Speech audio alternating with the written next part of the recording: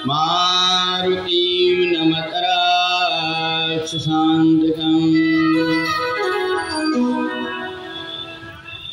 भागवत कथा की तीसरे दिन की सभा में उपस्थित सज्जनों देवियों, भगवान श्याम सुंदर द्वापर युग में जिनका प्राकट्य हुआ था, आज उन्हीं भगवान का हैप्पी बर्थडे। आज रात्रि में पूरे देश में नहीं विश्व में भगवान का नंद के आनंद भयो जय कन्हैया लाल की ये उत्सव मनाया जाएगा। तो हम यहाँ पर पिछले 40 वर्ष से जन्माष्टमी के दूसरे दिन नंद उत्सव मनाते हैं कि आज आपके सबके घर में भगवान का प्राकट्य हो जाए, आप सभी लोग भगवान से जुड़ जाएं और फिर कल सब मिलकर के हम लोग यहाँ पर नंद उत्सव मनाएं। ऐसा इसलिए पिछले 40 वर्ष से हम यहाँ पर भगवान के दरबार में इस प्रकार के कार्यक्रम कर रहे हैं। तो देखो, भगवान की पूजा करना, भगवान का ध्यान करना, भगवान के नाम का जाप करना, उनकी कथा सुनना एक अलग बात है। मगर यदि हम आपको भगवान की मूर्ति दे दें तो आपको सच बता दें कि भगवान की मूर्ति पकड़ने का भी कैसे पकड़ते हैं उतना भी ज्ञान नहीं। कई लोग तो लेकर के गला पकड़ करके उठा लेते हैं। हम आपसे पूछते हैं कि अपने बेटा बेटियों को कैसे उठाते हैं। कई लोग देखना लेकर के आंख दबा देते हैं, ऐसा लेकर के करते हैं। और इसलिए जो बड़ी मूर्तियां होती है घर परिवार में इसलिए नहीं रखी जाती, इन मूर्तियों को यदि अपन रख कर के बराबर संध्या पूजन करते रहते हैं तो इनमें प्राण आ जाते हैं। तो इन मूर्तियों को संभाल करके रखना पड़ता है। इसलिए जो मूर्तियां भगवान के मंदिर में प्रतिष्ठित रहती है उनके ऊपर कलशा लगाया जाता है ताकि उनकी रक्षा होती रहे, अंतरिक्ष से देवता उनकी रक्षा करते रहे ताकि कोई प्रकार से मूर्ति में बाधा ना आए। और इसलिए इन मूर्तियों को बड़े संभाल करके रखना पड़ता है। तो जो भी मूर्तियां ऐसी होती हैं अपने एक अंगुष्ठ से ज़्यादा की, उन मूर्तियों को बड़े विधि विधान से रखना पड़ता है।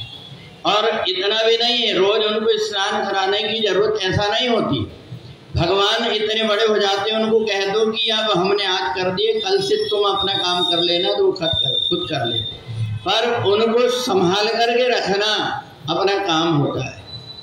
भगवान की मूर्ति को रखते हैं। और देखना, ये जो माला होते हैं, ये फूलों की माला, ये मुरझाए ना करके इसमें कई प्रकार से केमिकल लगाते हैं। और दूसरा आप देखना, ये 2-3 दिन के रखे माला रहते हैं, छोटी छोटी इल्ली हो जाती है।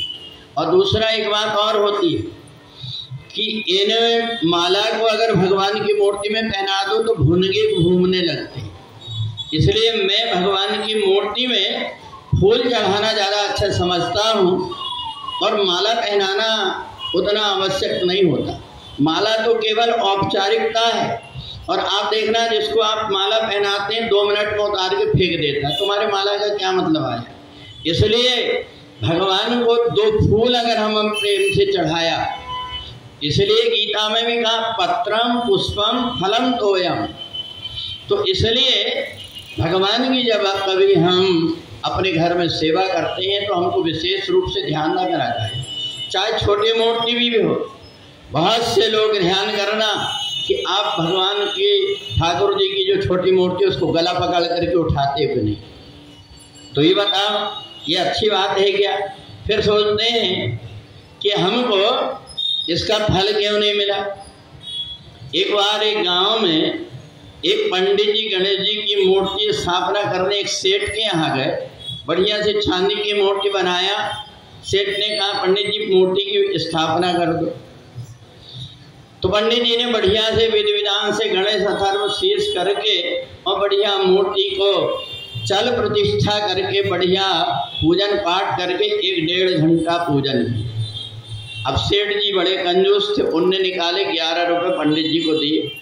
बोले गुरुजी ऐसा आप आशीर्वाद दे दो कि ये मूर्ति जैसे ही हम पूजा करें तो हमारे घर में लाभ सब प्रकार से शुभ हो जाए और हमारे घर में रिद्धि सिद्धि से संपन्न हो जाए।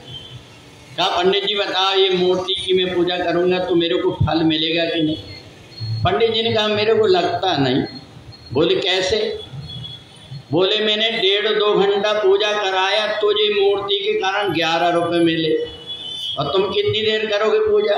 10 मिनट और 5 मिनट, तो इसलिए तुमको लाभ नहीं होने वाला।